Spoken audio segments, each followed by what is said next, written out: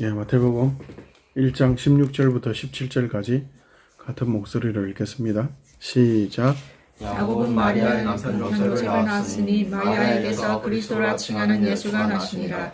그런즉 모든 대수가 아브라함부터 다윗까지 연례되어 다윗부터 바벨론으로 사로잡혀 갈 때까지 연례되어 바벨론으로 사로잡혀 간 후부터 그리스도까지 연례되더라. 아멘. 아멘. 지난주부터 계속 예수가 그리스도다.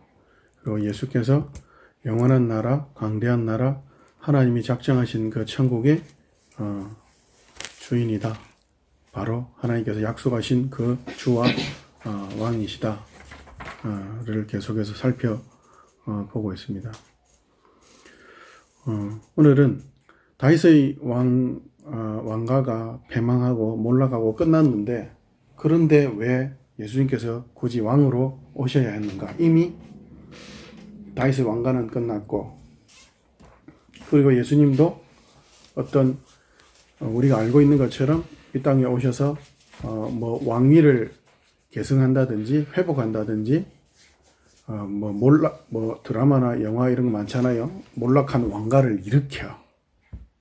그렇게 하지 않으시고 어떤 정치적인 어떤 군사적인 행동을 전혀 하지 않으시고 십자가에 죽으시는 것으로 이 땅에서의 사역을 끝을 내셨는가? 그리고 그 뒤에 부활하셔서 제자들을 가르치는 부분들이 있긴 하지만, 어떻게 보면 조금 심하게 표현하면 마치 부록과 같은 부모들의 어떤 그 잔소리, 자꾸 길 조심해라, 차 조심해라,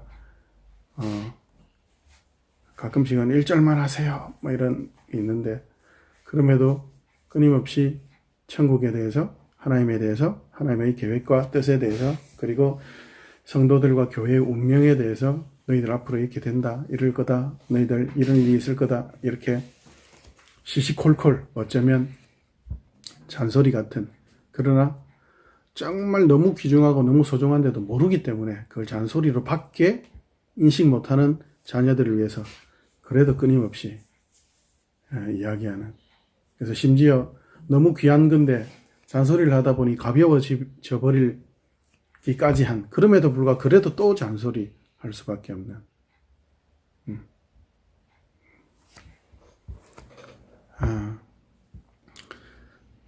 그런 부록 같은 이야기가 있긴 하지만, 결국 예수님께서 십자가에 죽으시는 것으로 그 사역을 완성하시죠. 그러면은 굳이 마태가 이야기하는 것처럼 복음에서 예수가 왕으로 오셨다는 것이 왜 복음이냐? 그리고 왜 꼭 왕으로 오셔야 했는가? 그걸 왕으로 꼭 오셔야만 했는가? 그걸 우리가 오늘 조금 살펴보려고 하는데요. 그리고 이 당시에 세상이 원했던 왕, 그리고 어쩌면 지금도 사람들은 왕을 원하고 있긴 해요. 가끔 제가 몇 년 전에도 대통령 선거하는데 어떤 노인이 그 대통령 후보에게 막 절을 하는 장면이 있어요. 마치 임금을 대하듯이. 그걸 보면서 사람들 마음속에 참 이런저런 정치 형태를 가지고 있지만 결국 어떤 왕을 원하는 마음들이 참 많이 있구나라는 걸 느꼈어요. 세지 않고 잠깐 우리가 다윗에게 하나님께서 약속하셨던 그걸 다시 한번 되짚어 봅시다. 다윗이 하나님께서 영원한 나라에 대해서, 영원한 왕위에 대해서 이야기하셨던 그 약속에 대해서 다윗이 어떤 고백을 하는지를 좀 살펴보면서 우리가 그걸 좀 나눠봅시다. 사무엘하 7장으로 가봅시다.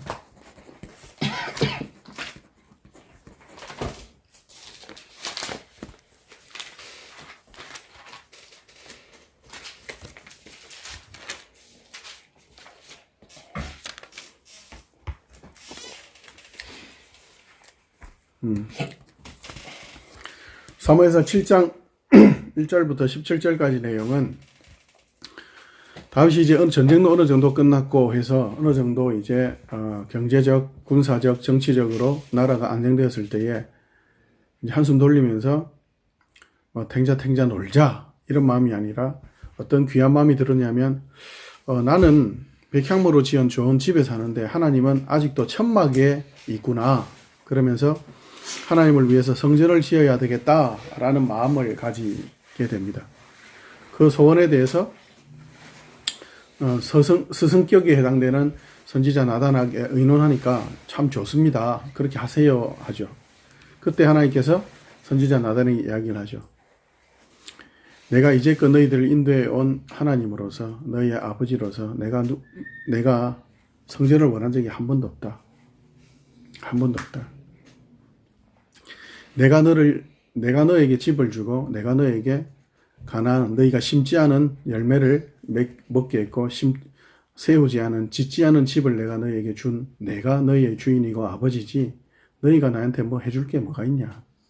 만물이 다 내 건데. 그러면서 하나님께서 다윗에게 약속을 주시죠. 계시를 하세요.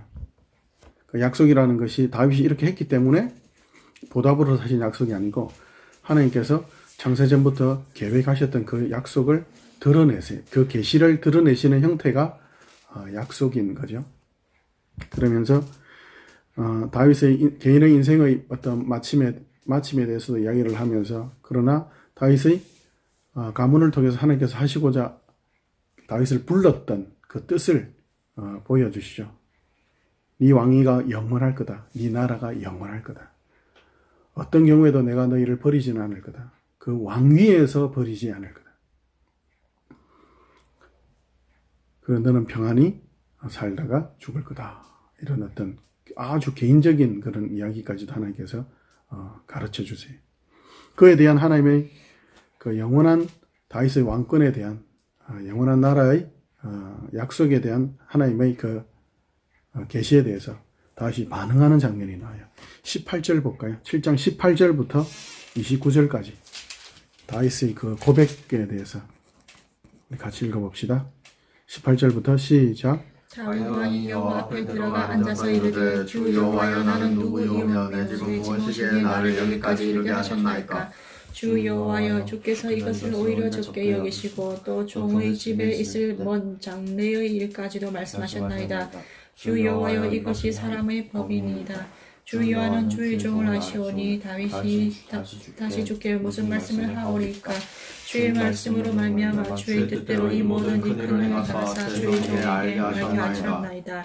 그런즉 주 여호와여 주는 위대하시니 이는 우리 귀로 들은 대로는 주와 같은 이가 없고 주 외에는 신이 없음이니이다. 땅의 어느 한 나라가 주의 백성 이스라엘과 같으니까 하나님이 가서 구속하사 자기 백성으로 삼아 주의 명성을 내시며 그들을 위하여 큰 일을 주의 땅을 위하여 두려운 일을 애굽과 많은 나라들과 그의 신들에게서 구속하신 백성 앞에서 행하셨사오며 주께서 주의 백성 이스라엘을 세우사 영원히 주의 백성으로 삼으셨사오니 여호와여 주께서 그들의 하나님이 되셨나이다. 여호와 하나님이여 이제 주의 종과 종의 집에 대하여 말씀하신 것을 영원히 세우셨사오며 말씀하신 대로 행하사 사람이 영원히 주의 이름을 크게 높여 이르기를 만군의 여호와는 이스라엘의 하나님이라 하게 하시며 주의 종 다윗의 집이 주 앞에 경고하게 하옵소서. 만군의 여호와 이스라엘의 하나님이여 주의 종의 귀를 여시고 이르시기를 내가 너를 위하여 집을 세우리라 하셨으므로 주의 종이 이 기도로 주께 간구할 마음이 생겼나이다. 주 여호와여 오직 주는 하나님이시며 주의 말씀들이 참되시니이다. 주께서 이 좋은 것을 주의 종에게 말씀하셨사오니 이제 청하건대 종이 집에 복을 저하사 주 앞에 영원히 있게 하옵소서. 주 여호와께서 말씀하셨사오니 주의 종이 집이 영원히 복을 받게 하옵소서 하니라. 아멘. 아멘. 다시 하나 앞에 겸손하게 정말 감사하고 그리고 찬양하는 그런 고백을 하죠. 그 주된 내용이 뭐죠? 자신의 개인적인 것에서 출발은 하지만 보면 이스라엘 처음부터 역사부터 해서 앞으로의 일까지 쭉 망라되어 있죠. 간략하게 하나님께서 이스라엘을 세우셨습니다. 그리고 하나님께서 주인이 되시고 하나님께서 우리를 백성 삼아 주셨습니다. 간단히 이야기하면 하나님께서 하셨습니다. 지금도 하나님이 하고 계십니다. 그리고 앞으로 될 일까지 하나님께서 보여주시다니요, 들려주시다니요, 너무 감사합니다. 하나님께서 하셨고, 하나님께서 계획하셨고, 하나님께서 뜻하신 대로 되었습니다. 제가 그 모든 역사와 사실을 압니다. 그러니 앞으로도 하나님 저희한테 축복하셨죠. 이스라엘에게 복을 주셨죠. 이스라엘의 주인이 왕이 되시겠다고 하나님 하셨죠. 맨 마지막 절에 뭐라고 이야기해요? 하나님께서 말씀하신 대로 하나님 복을 주겠다고 하니까 하나님 말씀하신 대로 해 주십시오. 요약하자면 하나님이 왕이십니다 라는 표현이죠. 하나님이 하셨고 하나님이 하고 계시고 하나님이 하실 겁니다. 그러면서 저는 아멘 합니다. 그대로 될 겁니다 라고 이야기하죠. 여기서 이야기는 자기가 복받는 이야기, 자기의 왕위가 계속되는 이야기, 그게 핵심이 아니라 하나님이 말씀하신 대로 다 이루어질 것입니다.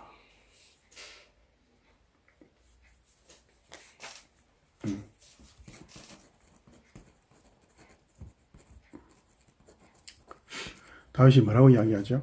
결국 자기는 왕이 아니라고 이야기하는 거죠. 겸손하게 감사하고 찬양하면서 하나님이 진정한 왕이시고 말씀을 하실 수 있는 분도, 그 말씀을 지킬 수 있는 분도, 그리고 미래의 일까지 다 드러내시고 완성하실 분도 하나님 외에는 없습니다 라는 고백을 하죠. 겸손하게. 우리 이런 내용들을 보면서 다윗이 겸손하니까 이렇게 복을 받았지, 이런 식으로 윤리 도덕적인 인간적인 어떤 그 인품적인 어떤 성품적인 그런 개념으로 가서는 안 됩니다. 하나님의 백성과 자녀로서의 마땅한 성녀의 열매를 맺는 사람으로서 전인격적인 성품이 거룩하고 아름답게 자라가야 되는 건 맞지만, 그것이 마치 조건이나 자격이 되어서 그러니까 복받지, 그러니까 다윗이지, 이런 식으로 가면은 정말 안 됩니다. 하나님이 왕이시기 때문에, 하나님 외에는 왕이 없기 때문에, 그 이야기를 지금 본인이 쫙 하고 있잖아요, 다윗이. 그렇기 때문에, 그러니까 뭐예요? 다윗의 겸손은 뭐죠? 하나님에 대한 칭찬이나 감사나 찬양이 뭐죠? 뭐를 근거로 하죠? 사실을 근거로 하죠. 사실을 근거로 하지 않은 인간의 겸손은 뭐죠? 그건 기만이죠. 그래서 유일하게 겸손할 수 있는 존재는 누가 있을까요? 인간 중에서 유일하게 겸손할 수 있는 사람은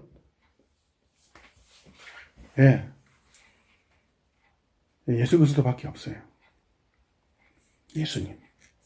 하나님이 하신 그 사실에 기반하고서만 오로지 인간은 겸손할 수 있죠. 하나님이 하셨습니다. 하나님 하셨습니다. 하나님 저를 양치는 목동에서 왕으로 세우시고, 지금도 하나님께서 제게 은혜를 베푸시고, 지금도 복을 베푸시고, 지금도 하나님께서 이제껏 함께 하지 않으셨다면 제가 적을 어떻게 이길 수 있었겠습니까? 하나님이 하셨고 앞으로도 하나님이 하실 겁니다.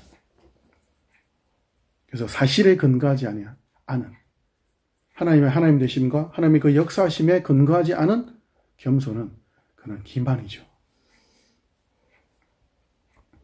그런 측면에서 볼 때 정말 말도 안 되게 겸손의 왕.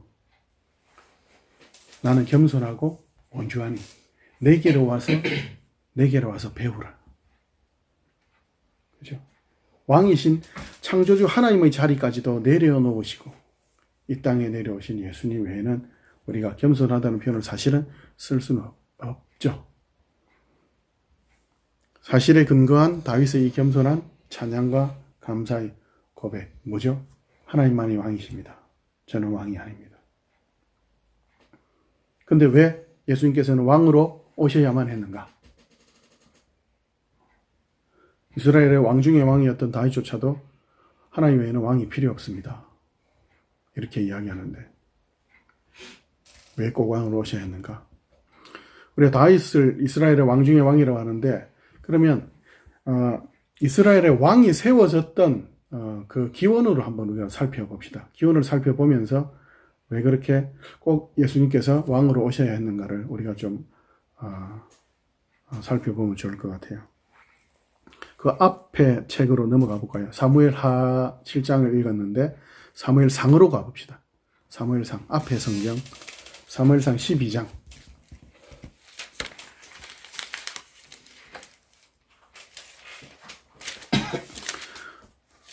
사무엘상 12장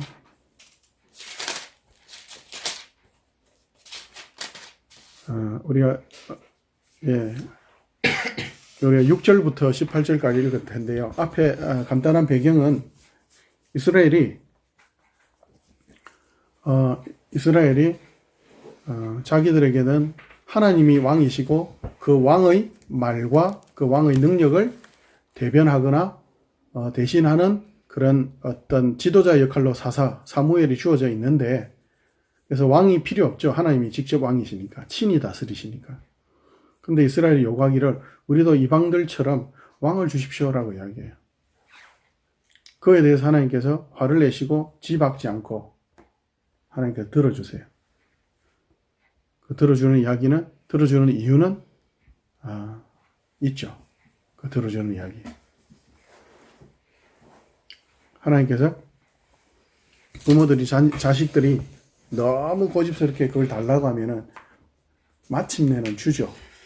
이유는 뭐죠? 그거 안 줬다 그러면 집 나갈까 싶어서, 또 큰일 날까 싶어서, 뭐 이런저런 이유들이 있는데,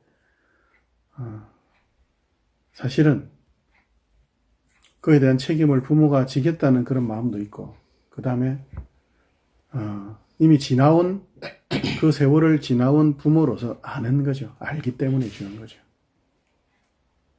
그걸 네가 가져봐야, 네가 그 고집을 해가지고 결국 그걸 얻어봐야 그게 별거 아니라는 거 알기 때문에. 근데 고집스럽게 죽을 만큼 그렇게 고집 부리면 주죠. 그게 아닌 거다 알면서도.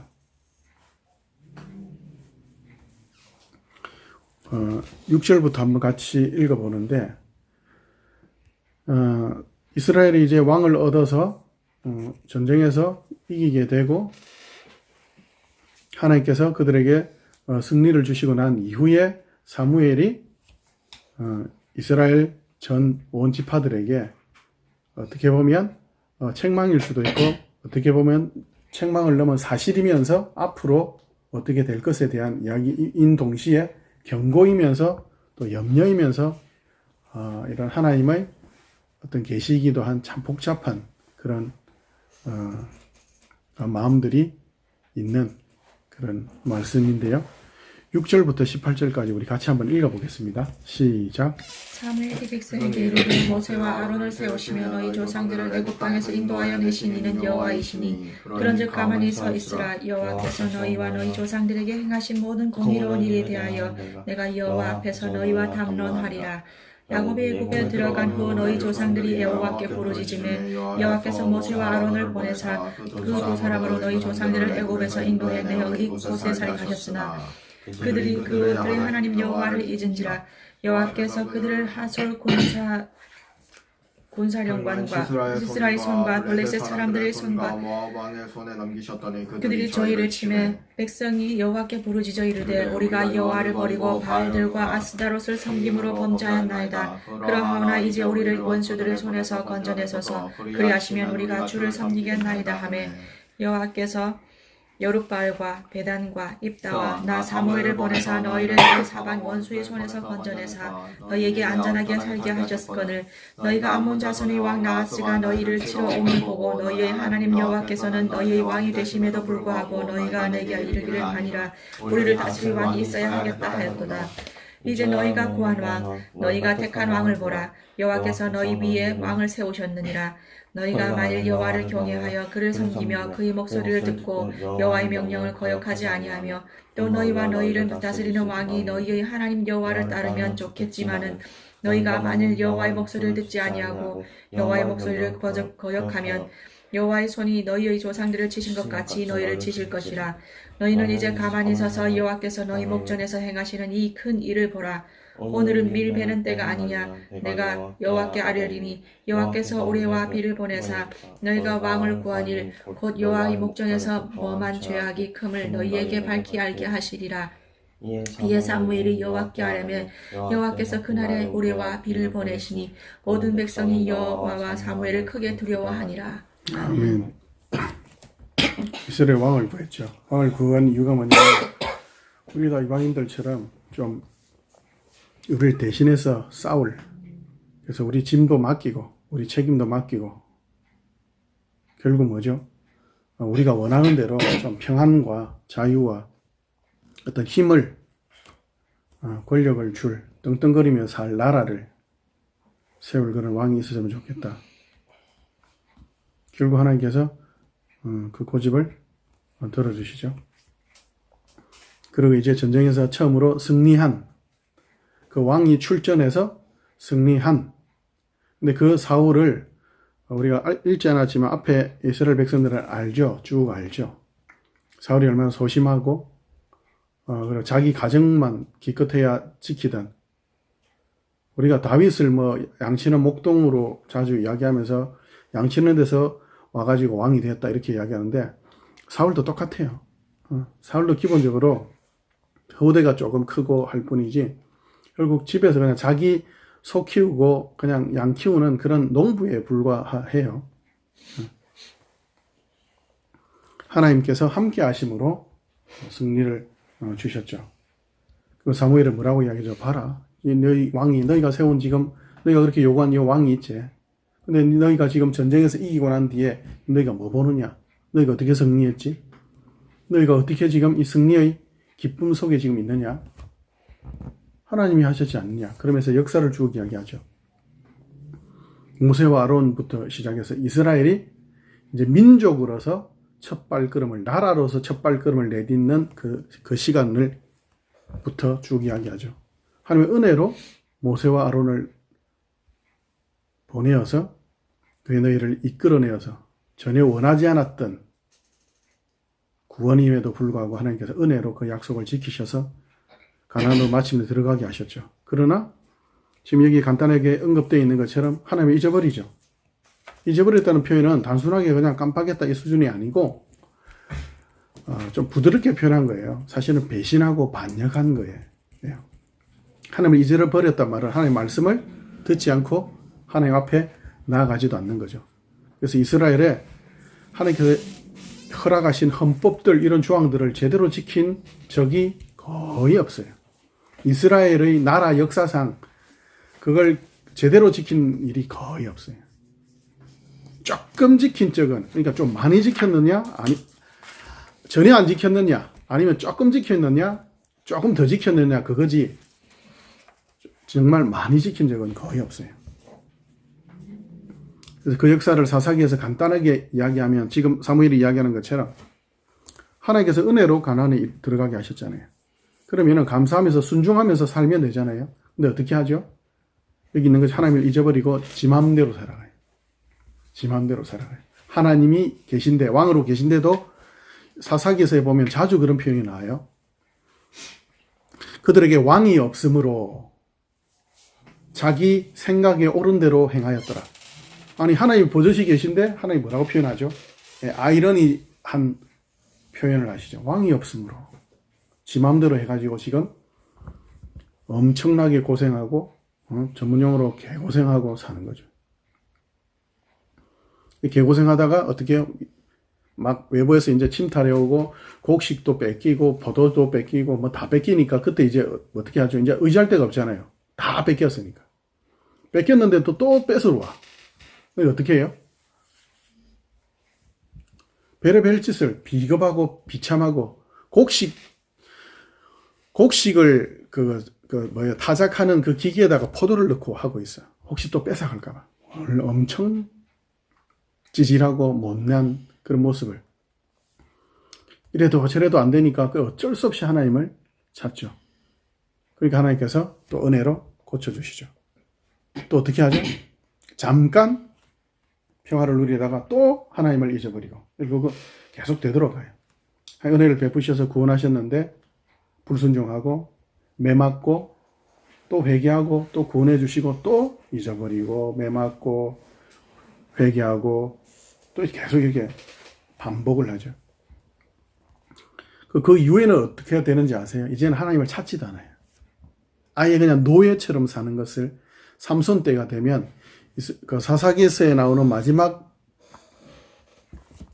삼손 때에 가면은 이제는 아예 블레셋과 편이 돼가지고 아예 우리가 옛날에 일제 식민지 치하에서 일제 앞잡이들이 있잖아요. 앞잡이들이 아예 독립은 무슨 독립, 이제는 끝났다 그러면서 완전히 이제 일본과 한편이 돼서 그래서 막 독립군을 쫓아다니는 형사가 자기는 공무를 수행한다는 그런 의식을 가지고 하는 것처럼 이제는 아예 블레셋과 편먹고 이스라엘의 사사인 독립군 대장인 삼손을 죽이려고 하는 거예요. 오히려 그 정도로까지 이제 적군과 사탄의 세력과 완전히 한편이 되어 버리는 그런 모습을 보이죠.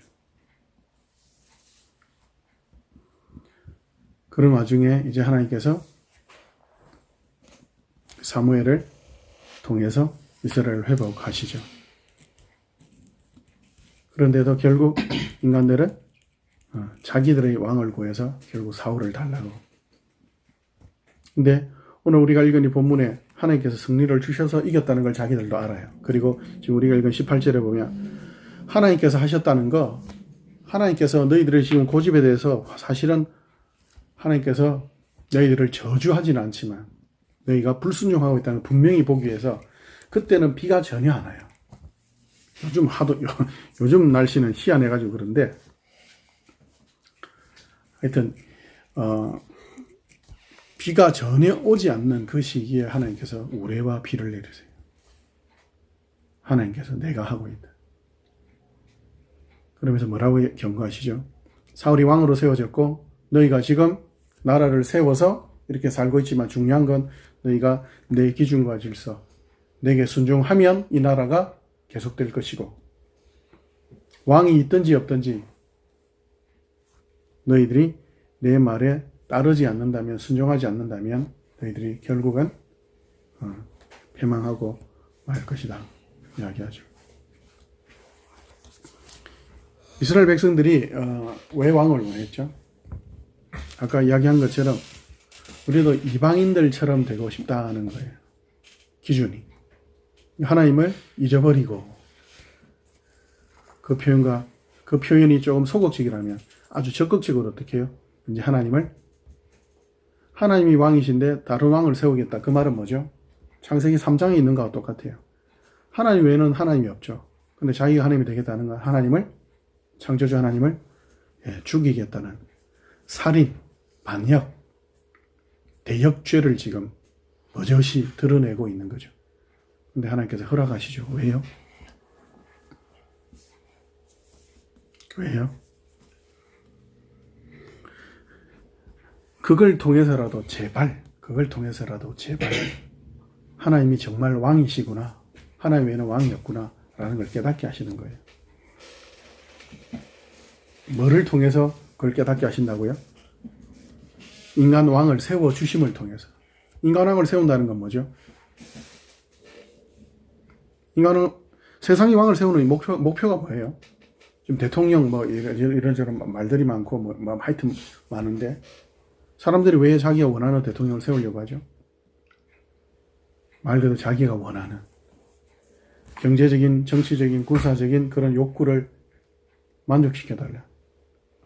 내 마음대로 살고 싶은데 내가 져야 되는 책임과 의무와 그런 역할들, 짐은 네가 져라 이거 아니에요. 내가 돈 몇 푼 줄 테니까, 세금 조금 낼 테니까 내가 원하는 거. 그 대신에 그 세금도 나는 또 알아서 내가 잘 빼먹을게.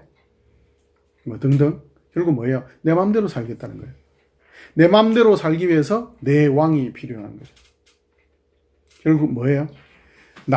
내 소원을 들어주면, 내 마음을 만족시켜주면, 나를 위로하고 내게 평강을 주면 누가 왕이 돼도 상관없다. 아무나 왕이 돼. 결국 누가 왕이라는 거예요? 지가 왕이라는 거죠. 내 마음대로 살겠다는 거죠. 그게 뭐예요? 그게 바로 죄죠. 그게 바로 죄죠. 그러면 왕을 세우겠다는 것은 죄를 짓겠다는 건데 하나님께서 죄를 짓겠다는 거 그냥 내버려 두시냐고요? 예. 하나님께서 그걸 내버려 두세요. 근데 인간들은 그걸 뭐라고 이야기하죠? 독립했다. 야, 우리 이제 자유롭다. 로마서 1장 18절 이후에 3번이나 등장하죠. 인간들이 하나님을 싫어하며 인간들이 하나님의 마음에 두기를 싫어합니다. 하나님께서 그들을 상실한 마음대로 버려두사, 내버려두사. 그게 저주인 걸 모르죠. 자기들은 왕을 세우고 와 이제 우리나라 강대해지고 떵떵거리며 살겠네. 근데 하나님을 떠난 인간들. 그 왕이 어떤 부국 강병책을 이끌어서 여로보암 2세라든지 이스라엘의 역사상 엄청난 부국 강병했던 그때 되라도 결국 어떻게 된다고요? 그 나라는 결국 패망하고 말 거라는 걸 우리는 역사를 통해서도 이미 알고 있잖아요. 근데 인간들은 결국 그걸 원하죠. 그래서 그걸 역사적으로 그리고 자신의 인생을 통해서 하나님께서 그걸 계속 깨우쳐 주시죠. 그러나 죄의 영원한 결과인 죽음에 그대로 머물게 하시지는 않죠. 왜요? 하나님의 자녀니까요. 죄의 삭은 사망이요 하나님의 은사는 그리스도 예수 우리 주 안에 있는 영생이니라. 하나님 그 자녀와 그 백성을 내버려 두실 수는 없죠. 그래서 하나님께서 참된 왕을 보내시죠. 세상이 원하는 왕은 내 마음대로 살겠다, 우리 마음대로 하겠다. 그게 왕을 세우고 누구나 왕이 되어도 좋다는 그런 기준이죠. 그러나 왕이신 예수님께서는 어떻게 하시죠? 십자가에 오셔서 대신 죽으시죠. 어떤 왕이라고요? 마음대로 폭군처럼 하는 왕이 아니라 어떻게 해요? 하나님의 뜻에 100% 순종하시는 왕으로 이 땅에 오신 거죠. 왜요? 왜 왕으로 오셔야 되는가? 하나님 나라를 드러내시려고 했던 그 이스라엘은 어떻게 했죠? 망해버렸죠. 그래 그 백성들은요? 그 백성들 하나님이 잊어버리죠. 세상은 나라의 어떤 요소를 이야기할 때 뭐 주권, 백성, 영토 이런 이야기들을 해요. 그거는 인간적인 어떤 정치적인 그 이론 논리적인 개념들이고. 근데 백성이 하나님을 찾잖아요. 그럼 천국이 3대 요소가 없네요. 그죠? 그리고 왕만 있고 백성이 없으면은 그게 나라냐? 이런 이야기를 하죠. 근데 그 백성이 그 나라를 원하지 않아요. 그 백성이 그 땅을 자기 하루하루 살아가는 모든 땅을 다 그냥 사탄에게 넘겨줘 버려요. 간첩질을 해요. 왕도 거부해요.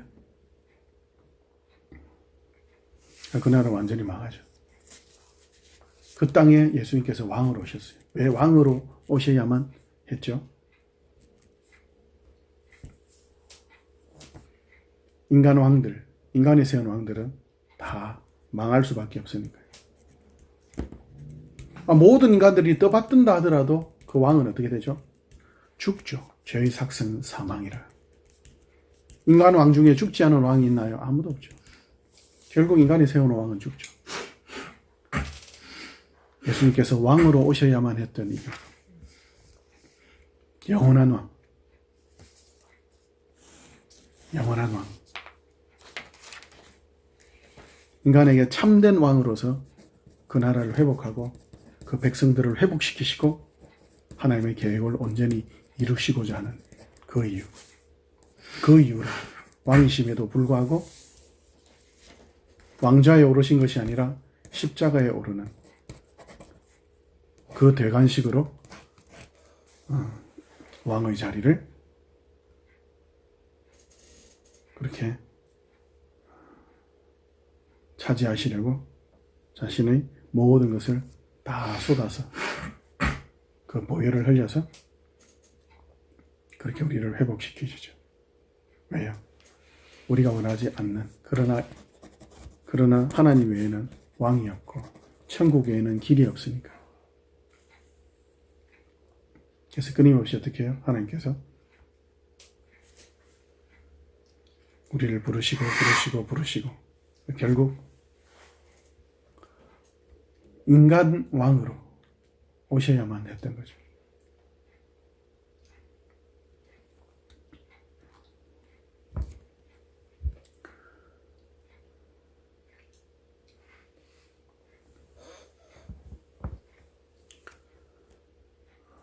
지금도 사람들은 민주주의나 어떤 정치적인 그런 걸 이야기하면서도 근데 사실 그 속으로 쭉 빠져들면 돈과 권력과 힘을 그리고 인기를 그리고 자기 편을 자유를 만족을 그 모든 것들에 결국은 자기가 왕이 되려고 하는 마음이 있죠. 그러나 자기가 왕이 되면 어떻게 되죠? 그게 죄죠. 죄의 삭은 사망이죠. 하나님 그걸 내버려 두실 수 없죠. 그래서 왕으로 예수님께서 왕으로 오신 거예요. 원래 왕이신데 세상이 인정하든 그 백성이 인정하든 안 하든 상관없이 왕으로 오신 거죠. 끊임없이 지금도 왕으로. 우리가 예수 그리스도께서 왕이시고 하나님이 왕이신 걸 어떻게 알 수 있죠? 하나님 끊임없이 우리를 통해서 말씀하시고 우리에게 하나님의 그 역할을 하시죠. 어느 정도까지? 우리 조금 전에 살펴본 것처럼 죄를 허락하시기까지 심지어 하나님의 영광을 드려야 되는 이스라엘이 죄를 짓는 데까지도 하나님께 허락하시죠. 왜요? 그걸 회복시키시고 바꾸셔서 마침내 죄인에서 의인으로 사탄의 나라에서 하나님의 나라로 하나님께서 하실 거라는 것, 하나님의 그 뜻과 작정을 하나님께서 하실 거라는 것, 하나님은 아시니까요. 예수께서 우리 대신에 죽으시고 이 복음의 시대, 이 종말의 시대를 아는 우리는 그러면 예수님이 왕이시라는 걸 어떻게 세상이 거부하고 있는 이 땅에서 어떻게 드러내죠? 막 정치적으로 기독교 당을 만들고 그게 아니라 어떻게 해요? 하나님 원하시는 것 하루하루 그 삶 속에서 하나님의 왕이신 것, 예수의 왕된 걸 드러내며 사는 거죠. 세상이 줄 수 없는, 세상이 바라는 그런 위로가 아닌 우리에게는 결코 빼앗길 수 없는 그 위로가 있기 때문에 뭘 통해서 우리는 하나님의 나라를 드러내고 하나님의 왕이신 걸 드러내죠? 다른 게 아니라 하나님의 은사는 그리스도 예수, 우리 주 안에 있는 영생이니라. 하나님 선물로 우리에게 주셨지. 예수님이 왕이시지. 예수님이 주인이지. 아, 우리 주고 우리 왕이지.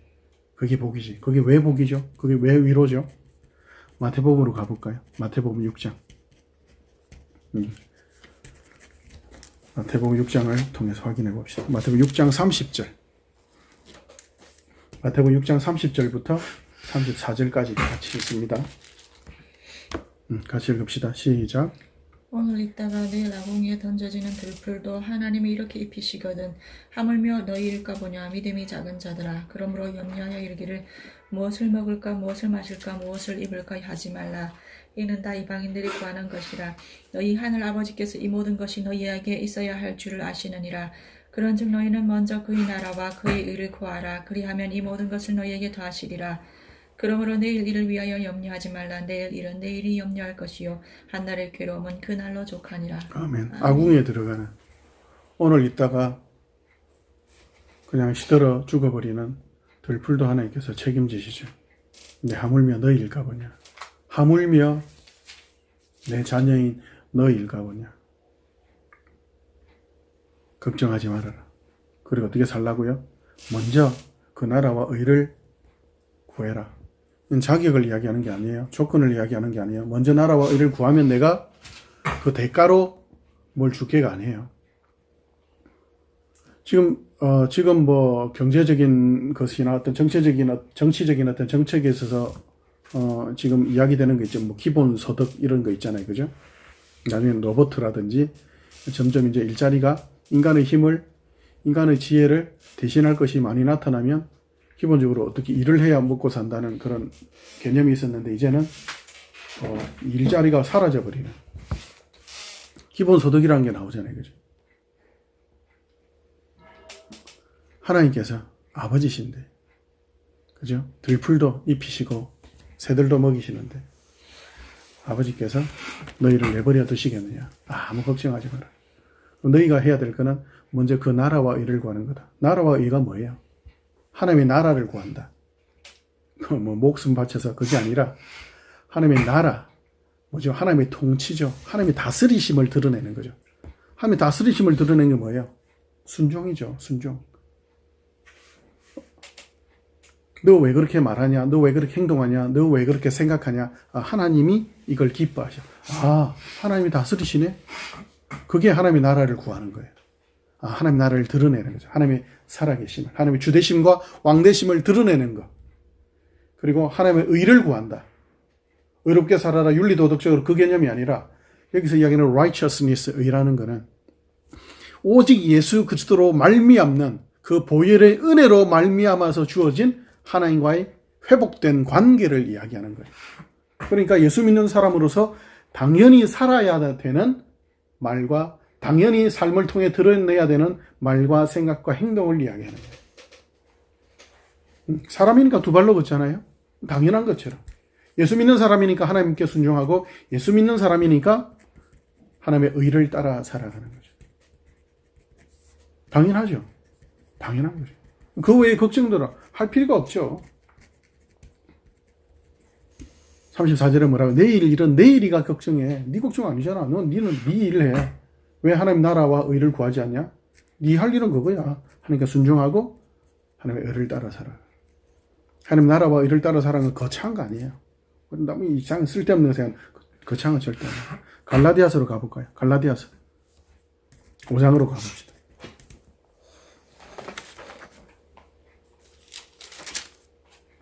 갈라디아서 5장 22절 23절. 갈라디아서 5장 22절 23절 같이 읽을게요. 오직 성령의 열매는 사랑과 희락과 화평과 오래 참음과 자비와 양성과 충성과 온유와 절제니 이 같은 것을 금지할 법이 없느니라. 하나님께서 요구하시는 게 뭐죠?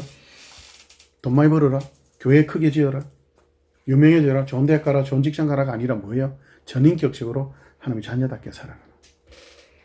자녀답게 살아라. 하나님 원하시는 게 이거밖에 없어요. 아니 세상은 저렇게 막 나대고 막 설치고 하는데 그 하나님 원하지 않아요. 왜요? 세상은 결국 어떻게 해요? 이미 결정 나 있다고요. 다 끝난다고요. 세상의 가치와 세상의 영광과 세상의 자유와 평화는 다 결정이 되어 있다고. 어떻게 해요? 패망으로 결정되어 있다고요. 세상의 왕은 이미 끝장났다고요.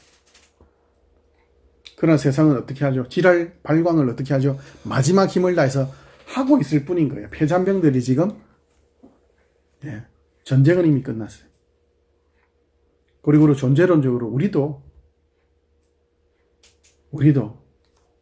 이미 우리의 운명은 결정되어 있다고요. 하나님의 자녀, 땅땅땅. 그럼 하나님의 자녀가 하나님을 향하여 하나님께서 길을 내어놓으셨죠. 하나님을 향하여 하나님께서 복된 길을 가게 하세요. 복된 길을 쫙 가게 하세요. 모든 예수 믿는 사람들은 복된 길이 이미 결정되어 있어요. 그럼 어떻게 결정되어 있느냐? 질질 끌려가면서 복을 받을 거냐? 하나님을 향하여서 하나님 앞으로 길이 나 있어. 예수 믿는 사람들의 길은 항상 그래 돼 있어. 자꾸 왼쪽 오른쪽 보려고 하면 자꾸 집어가 성령을 통해서. 어차피 가야 돼. 끌려가든지 아니면 즐겁게 가든지 그 차이밖에 없어요. 양다리가 없어. 오른쪽과 왼쪽을 동시에 갈 수 없잖아요. 그죠? 대충 갈 수도 없어요. 무조건 하나님을 향해서 갈 수밖에 없어요. 그리고 세상은 누가 왕이죠? 사탄이 왕이잖아. 세상의 기준과 질서, 여러분들 이길 수 있을? 아니, 절대 안 돼요. 갈라디아서 좀 전에 읽은 그 앞에 16절, 17절 같이 읽어볼게요. 16절, 17절 같이 읽습니다. 시작. 내가 이르노니 너희는 성령을 따라 행하라. 그리하면 육체의 욕심을 이루지 아니하리라. 성령을 따라 행하라. 그러면 육체의 욕심을 이루지 않는다. 왜 이렇게 돼야지? 육체의 욕심을 좀 이루면 안 되지? 이루면 안 됩니까, 하나님? 좀 뭐 세상과 어울려서 대충 좀 양다리 걸치고 살면 안 돼요? 17절 같이 읽습니다. 시작. 육체의 소욕은 성령을 거스르고 성령은 육체를 거스르나니 이 둘이 서로 대적함으로 너희가 원하는 것을 하지 못하게 하려 함이니라. 육체는 뭐를 거스르죠? 뭐를 반대하죠? 하나님의 생각을 반대하죠. 하나님은 뭐를 반대하죠? 육체의 죽어져가는 죄의 삭시 사망이 될 수밖에 없는 그 모든 인간의 생각과 말과 행동을 반대하죠. 그럼 결국 결과는 어떻게 돼요? 결국 누가 세? 하나님이 세죠? 하나님이 누구예요? 우리 왕이죠? 우리 백성이죠? 그럼 누가 이기고 하나님이 이기죠? 17절 끝에 뭐 결국은 어떻게 한다고요? 우리 뜻대로 안 된다고요. 우리를 왕이라고 생각하고 우리가 세웠으니까 내가 세운 왕이야, 내가 세운 대통령이야, 내 마음대로 될 것 같죠? 그렇지 않죠. 죄냐 의냐 두 길밖에 없는 거예요. 하나님께서 우리를 의의 길로 인도하셨어요. 거룩한 나라와 택하신 족속으로 하나님의 것으로 날마다 하나님을 향하여 가도록. 결국 우리는 우리 뜻대로 못 살아요. 어떻게 할 거냐? 복과 의와 진리와 생명과 풍성과 자유를 누리는 길을 끌려가면서 누릴 거냐? 아니면 개고생하면서 누릴 거냐? 그 차이밖에 없어요. 이제 예수 믿는 사람은.